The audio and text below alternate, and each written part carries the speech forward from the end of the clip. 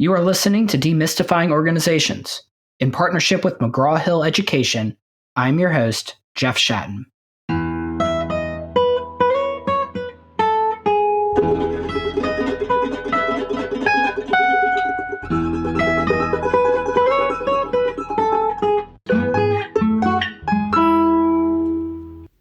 My guest today is Nicolaj Siggelkow. He is a business professor at the Wharton School of Business at the University of Pennsylvania. He received a Ph.D. in business economics at the Harvard Business School. Nicolaj's research on how firms create and sustain competitive advantage has been published in the leading management journals, including the Academy of Management Journal, Management Science, and Organization Science. Nicolaj is one of the most sought-after professors in Wharton's MBA program, having been the recipient of more than 20 teaching awards. He also has extensive experience in executive education, teaching in a range of open enrollment and custom programs. His most recent book, Connected Strategies, explores how to create tighter connections between firms and customers. I'd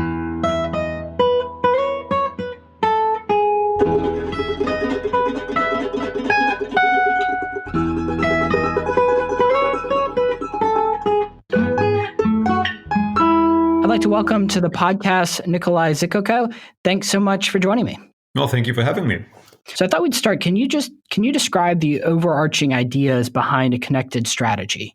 Sure. So kind of this whole book got started with the observation that many companies are really fundamentally reshaping the way they're interacting with their customers. Sort of rather than having a few episodic interactions where you wait for a customer to come to you, firms are trying to have a much more continuous relationship with customers, which may allow them to potentially anticipate needs. That's sort of the first half of a connected strategy, what we call the connected customer relationship, kind of building up that deeper connection with customers. And the second half of the connected strategy is what we would call a connected delivery model of who we connect in our ecosystems to create actually these great connected customer experiences. So if you think about Uber or Lyft, right? So they have connected previously unconnected parties, drivers with, a car and some time and, people who need to get from A to B, right? And again, by connecting previously unconnected parties, they again have created a kind of a new business model. So those are kind of the two parts of a connected strategy. Yeah, let's jump into the Uber the Uber case. So what has Uber done that so typifies the connected strategy framework that you discussed? Yeah, right. So on the one hand, right, on the connected customer relationship, right, they've made just the experience much easier for a customer, right? Sort of we make it easier to order one, we make it easier to pay. Quite often, actually, the car is a little bit nicer, right? So in some sense, what we would call the willingness to pay or the utility, the happiness, right, that a customer gets out of a transaction has gone up.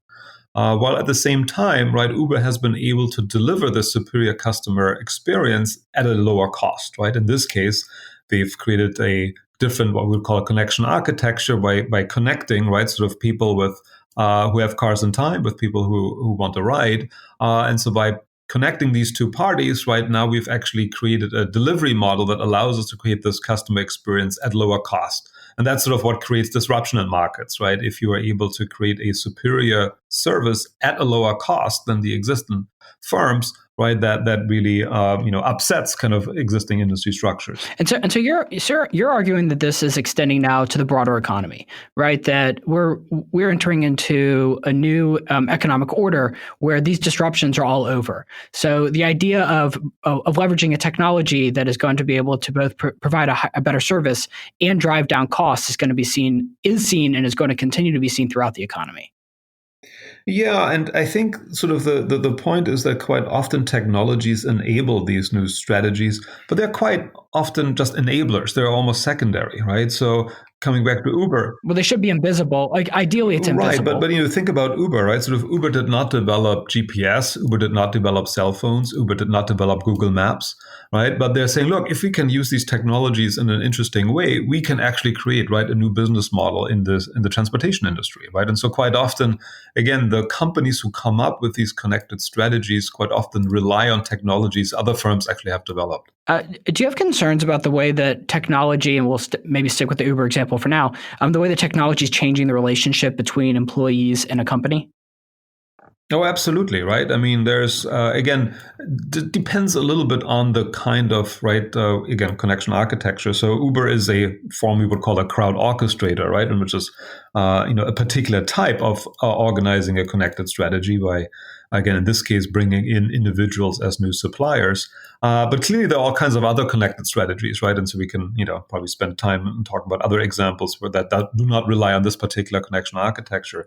But for crowd orchestrators in particular, indeed, right, there are some interesting changes, right, and that both kind of regulators are trying to catch up with, and society kind of grapples with, right, of how to think about the gig economy, right, which is kind of a very different relationship that people have to companies, and what about benefits, but about pensions, etc. So yeah, there's a huge issues that are being raised by that. Yeah, because I mean, it's fundamentally made it so that a company like Uber can designate all of its drivers as contract workers, which wasn't really possible before these kind of technologies. You couldn't grow a company to that kind of scale. Right now, Uber at its IPO was $90 billion or so. You couldn't create a company that big and still rely on tens of thousands or hundreds of thousands of contract employees. And so my concern is that these kind of technologies fundamentally shift the way that employment works. I want to see what do you think about that? Yeah, no, well, again, right, I think that the technology enables, right, kind of to be able to connect so many people to create for the customer, right, a seamless experience, right? So you as a customer, right, kind of, in some sense, you interact with Uber, right? You don't interact with a particular driver, right? You don't request a particular driver to come, right? You go to Uber. And sort of on the back end, right, there is this very, very decentralized system. Now, oh yeah, no, there's no question. Like right. I much prefer it as a customer to work with Uber. It's why they have taken over the world.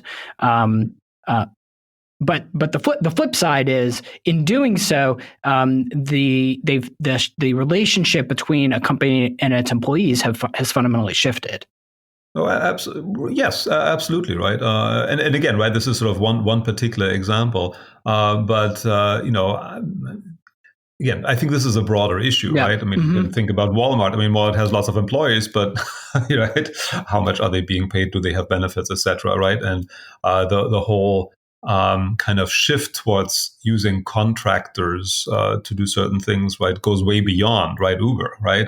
So a lot of companies, existing companies, are using more and more these kinds of contracts, and that clearly raises some big societal issues, right, and how things should be governed, healthcare and etc. Right? I mean, so those are big systemic issues that are maybe being accentuated by these firms being able to create these models. So you discuss a lot about some of the pain points that a customer goes through. So one of the ones that you go through is the experience of buying ink and for somebody's printer. Can you walk me through this process? Just this is an example of a term of pain points, and how customers and the company often view pain points from a very different perspective. Yeah, so I think the fundamental question is when we talk to managers and we ask them, what are value drivers for your customer?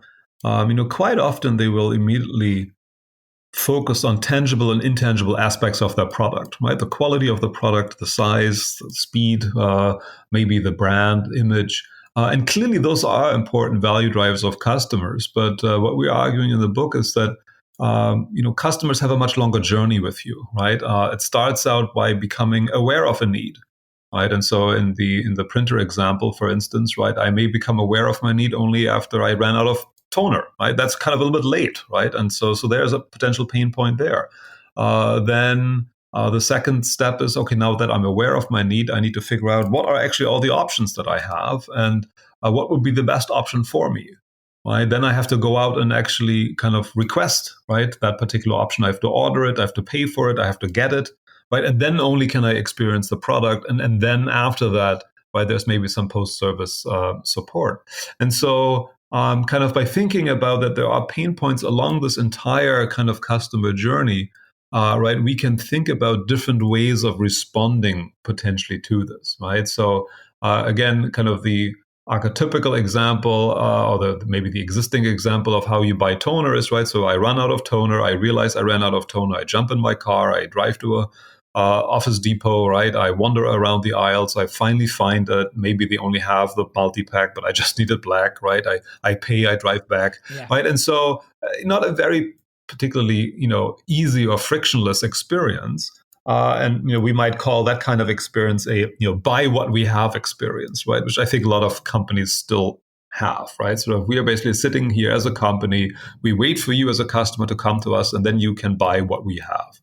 And we say, well, we can probably improve on that kind of customer experience, right? So if you go online and you say, oh, okay, I just ran out of toner, let me kind of type in my printer number, right, and up pops the right toner, and with one click I can order, and a few hours later kind of that gets delivered to me, right? That would be a better customer experience than buy what we have. So we would call that kind of customer experience a respond to desire connected customer experience, right? So here a customer knows exactly what they want, right? They need a cartridge for this printer, or they need a cab or a car to take me from here to the airport. I need some accommodation kind of right next weekend in Chicago, right? So the customer knows exactly what they want, and they want to kind of press that order button and have kind of the rest of this customer journey, kind of the ordering, the paying, the delivery, right, to be all as smooth as possible. And so, and how much of this is being impacted by artificial intelligence and deep learning? Well, that part probably not so much, right? Because here, right, just the customer knows what they want, they click a button, and it goes back. Now, can we do better? We could ask, right? And so, well, in the toner example, it would be, why do I have to figure out what my printer model is? Why wouldn't you already know, right? I've ordered printer from you before. I've ordered toner from you before. Maybe I've bought the printer from you before. So that kind of customer experience that now helps you in actually understanding what are all the options and helping you deciding what the best option is, right? We call that a curated offering connected customer experience, right? And this is kind of where AI starts to play a deeper role, right? So if now it's not just me going to Netflix and saying, oh, I like a comedy night now, please, show me what you have. Netflix says, well, that's great. Here are 10,000 different comedies. That wouldn't be very helpful, right? But if Netflix says, well, I know you fairly well, and here are the 5 that you might actually enjoy, and if they're actually right about that, right, that really is helpful, right? That removes a pain point for me.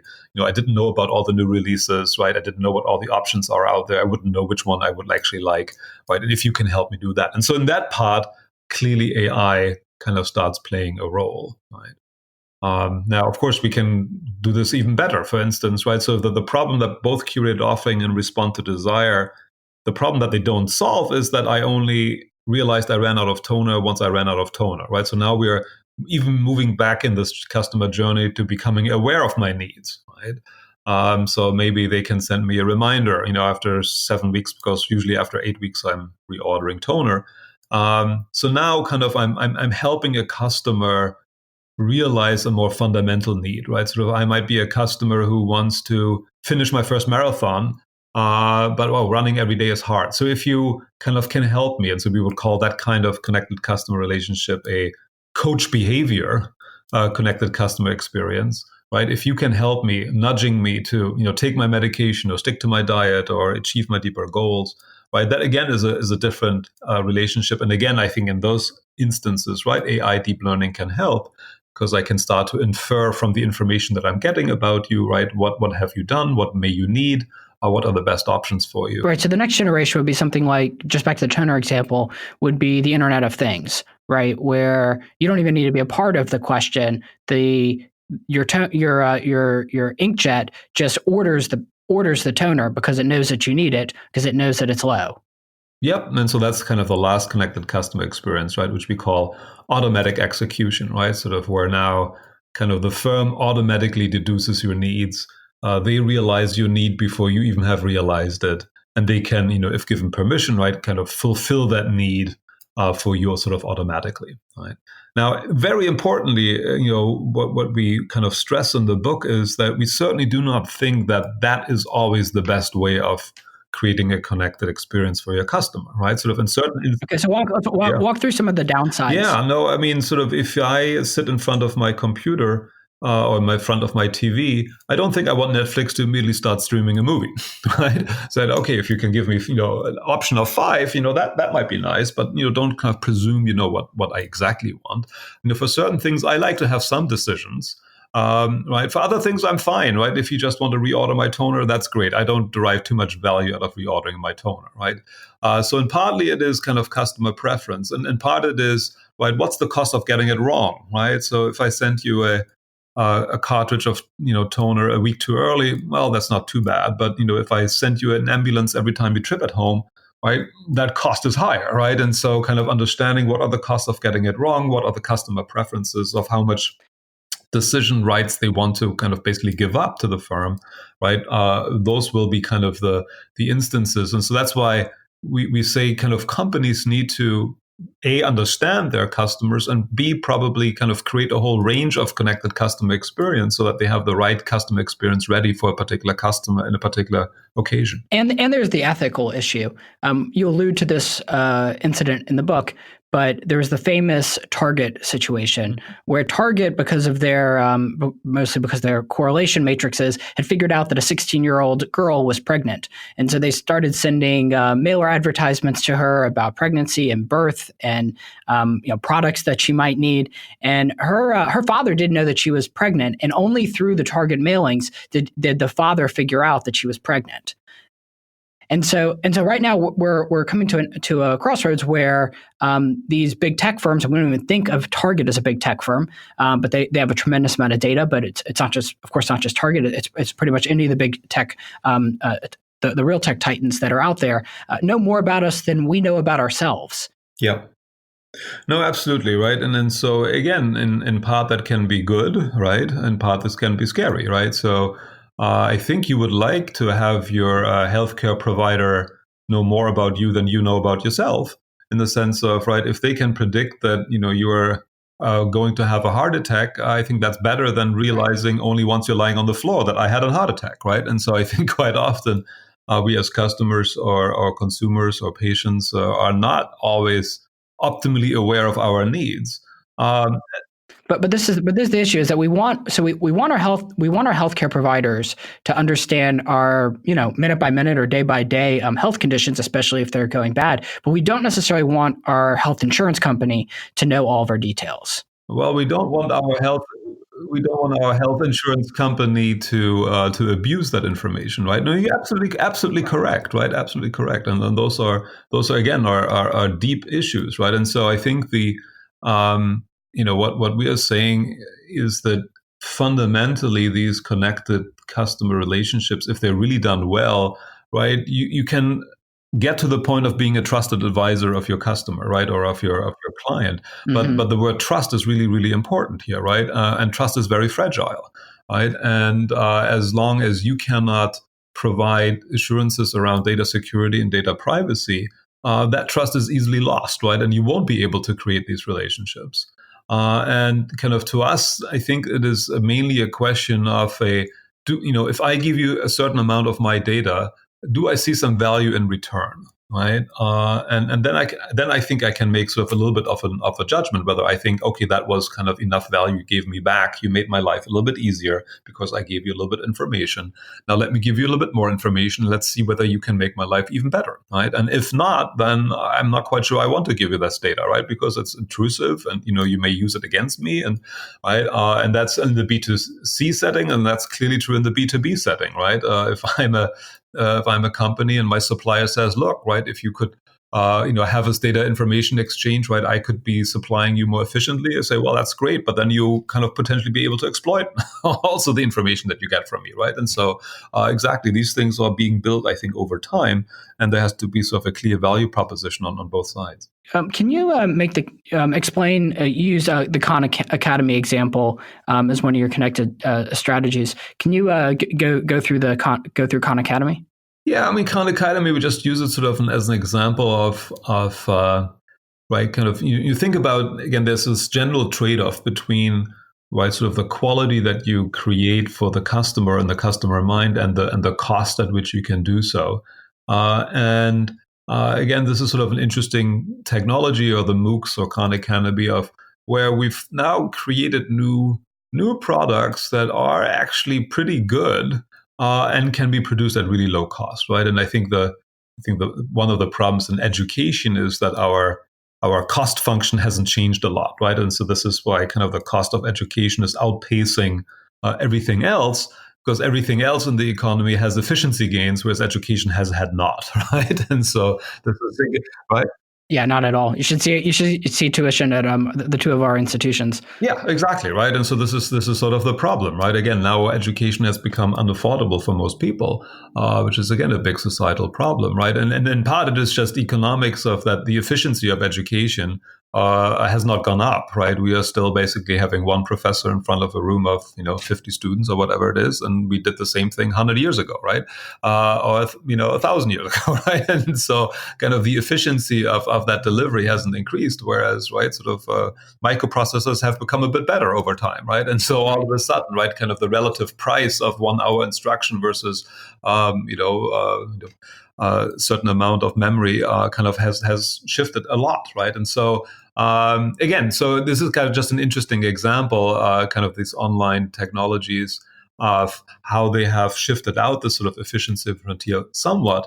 But now I think again, coming back to your notion of AI, I think again, Khan Academy is just the very very first beginning, right? I mean, this is still kind of very much a broadcast model. Now it's a broadcast model, however, right? And here comes the however. There is feedback coming back, right? Because if I have a textbook, right, I'm just sending out the textbook and I never really get any feedback, right? Except maybe the whatever 50 students that I teach, right, who can tell me, hey, I didn't like this exercise, or whereas with Khan Academy or with MOOCs, right, I can actually learn, right, which parts of the video are people rewinding many times, which parts are they speeding up. I can get data of which questions do they get right or wrong, and so I can go back and refine my product much more quickly, right? And I get really kind of direct feedback. So this is at least learning at the level of kind of the population, at least the population of people who watch my videos, right? Which is much easier than with the very analog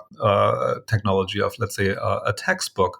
And hopefully, right, kind of as this goes on, I can now really learn about you as a particular learner and start to really create a more custom tailored learning experience for you, right? And that again is technology enabled, and that might really push kind of the efficiency frontier quite a bit. Yeah, so let's unpack a little bit of this transition. So if you think about the most basic level, that would be a teacher or a professor sitting in front of a class, which is it's high. There's a high contact, but it's very expensive. So Khan Academy comes along and they're offering the very very best in whatever field, whether that's engineering or whether that's chemistry, and that can be done at scale to now millions of people.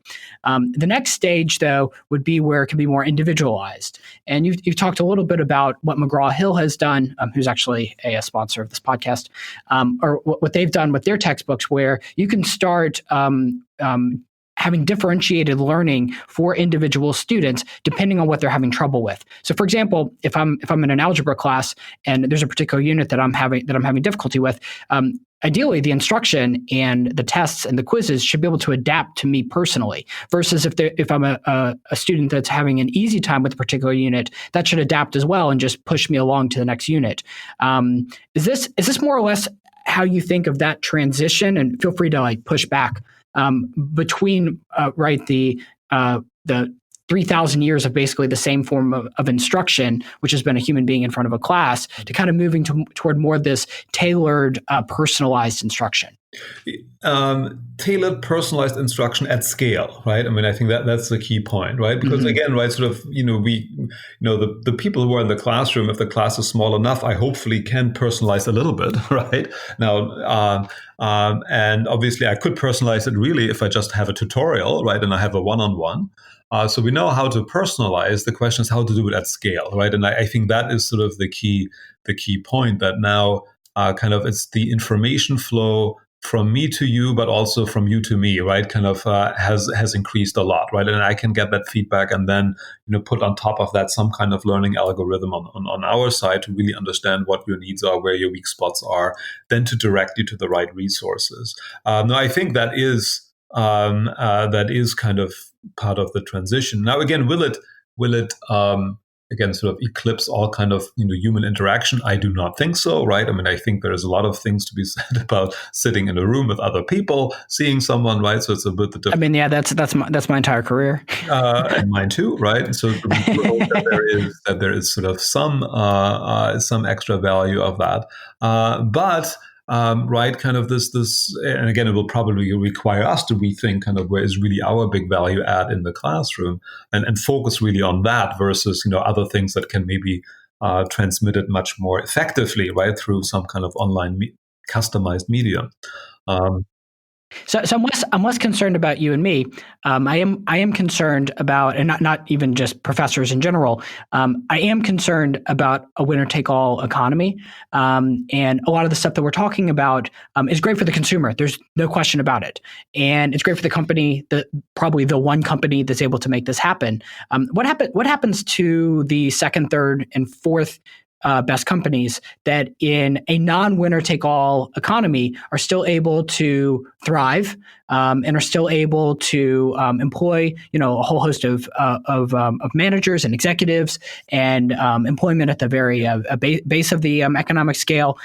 What happens with all of these technologies happening at scale with a winner-take-all economy? Yeah. No. Again, right. So if I probably think that quite a number of these technologies have huge scale economies in terms of being able to either be it attract talent or understand, having algorithms that learn much better about how learners are learning, what their weak spots are. Whether everything will go to a because one firm, I would kind of doubt it, but probably a small number of firms, right? Okay, then two winners or three winners instead of 10. Yeah, no, exactly, right. But I think I think that is probably right with respect to quite a number of things. But again, right? I mean, we've seen it again and again in the over time, right? So if you have firms that become larger and larger, and you have a United Steel or you have an AT&T, right? And so.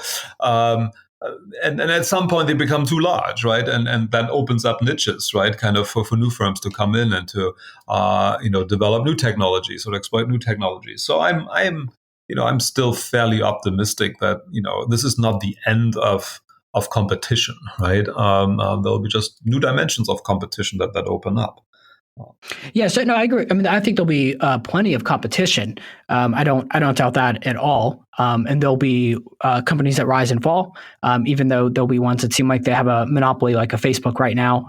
Might not be the number one social network platform in 20 years for a variety of reasons.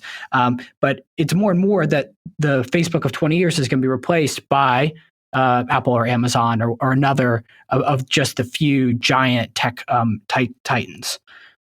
Yeah, no, and I think again, right? I mean, this, we're raising a whole bunch of wonderful big societal problems, right? That are being created, and sort of the income distribution is kind of clearly one of the big problems of our time, right? And this is sort of exacerbated by kind of some firms becoming very successful fairly quickly, right? And others are having to struggle. Now, again, I'm not quite sure that's sort of something that we can solve in a podcast. Sure. But no, it is, I think, really, really important to keep those things in mind when we now start thinking about regulation, or if we think about healthcare, or if we think about, social security, right? Kind of that we, it's not that we're not creating enough value in our economy. It's just that value is distributed very, very unevenly, right? And so we have to kind of think about how to create a whole system that works over the long run. Can you describe on a different note? Would you go into about called coach behaviors? Yeah. So this is kind of this idea of that customers are not always aware of their needs, right? Or not aware of the needs at the most optimal time, right? And so take medical adherence, right, which is a huge topic. People not taking their pills when they should, right, and that's a huge cost driver in medical care, because you have people getting readmitted for reasons that they shouldn't. And so, if you could, for instance, help me, right, kind of remind me of taking my pills, or nudge me in certain directions, embed me in some kind of social network where we can collectively help each other reach our health goals or our fitness goals, right? And again, sort of technologies now make it much easier, right, for me again to send you the relevant information so that you would actually know whether I've taken my pill or not. And it makes it much easier for you to embed me in some kind of a social network, right, where I can maybe get some support or encouragement from other people in that network to again achieve my goal. Because we know behavioral change is difficult, right? So if you can embed people in some kind of social network, that's sometimes helpful in that respect. So that's kind of the broad rubric of kind of coach behavior, right? Helping customers, and that's part of their customer journey. So it'd be an automated nudge that would say I should work out or take my pills or make sure to read chapter 8 for homework. So these things that I would otherwise might neglect will help be reminders, but it'd be different than myself setting an alarm, right? Because correct, right? And again, so that's maybe just the one word of maybe not necessarily just automated, right? It is more custom tailored to you, right? Kind of, if I know that you've already done your math homework, I don't need to, right, bug you. And again, as you can start to feel, right? I mean, some people might love this, some people might find this completely overbearing, right? Yes. And so we need to be very, very careful, right, of what customers really see a value in this, and other customers, don't, right? And so again, but those are some options, right, that we have now available that were previously not available. Is there a place in your framework in thinking about how connected strategies would impact governments or nonprofits? Well, certainly nonprofits in the sense of, right, kind of we have a couple of examples in the book, right? If you think about donorschoose.org or kind of connecting people who want to give money to schools with school teachers who are in need of funds, right, for things, for instance, in their classrooms. So you have kind of some interesting nonprofit examples. I think the other examples that we when you talk about government, clearly you could think about, first of all, right, a more connected relationship with your constituents, right? And I think we see certain cities, trying, for instance, I think it's mainly at the city level, actually, kind of, right, where the cities try to create sort of more connected relationships between government services, for instance, right, and people living in that particular city.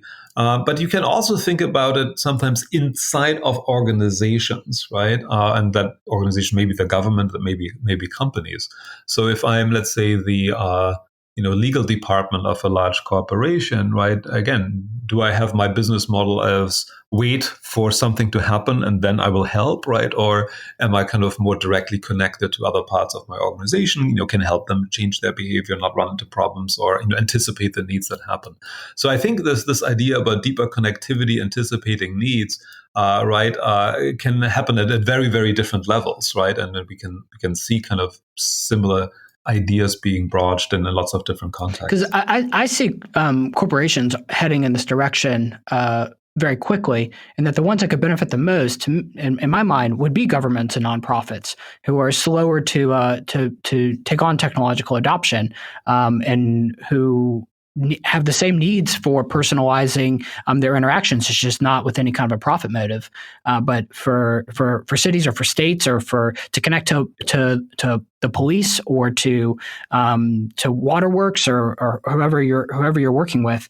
It seems like they could just as easily benefit from this, and they are less likely to be heading in that direction. Yeah, but again, actually, so we see kind of at least a number of municipalities kind of trying to adopt some of those ideas. But yes, you're absolutely right. Mm-hmm. Kind of right. The speed of adoption will be quite different across different industries and different settings. How about a more boring company, like a railway corporation, a trucking company, a T-shirt manufacturer, the ones that are not in the sexy high-tech area? Do you see them moving towards connected strategy? Oh, again, right. So if I'm a T-shirt manufacturer, I want to know what kind of T-shirts to produce, right? Or what kind of logos to put on there, or what kind of little sayings to put on there, what have you, right? And again, we've seen, some companies actually trying to crowdsource, for instance, right? Sort of some ideas for clothing, right? And so, involve consumers, right? And again, have that feedback loop, right?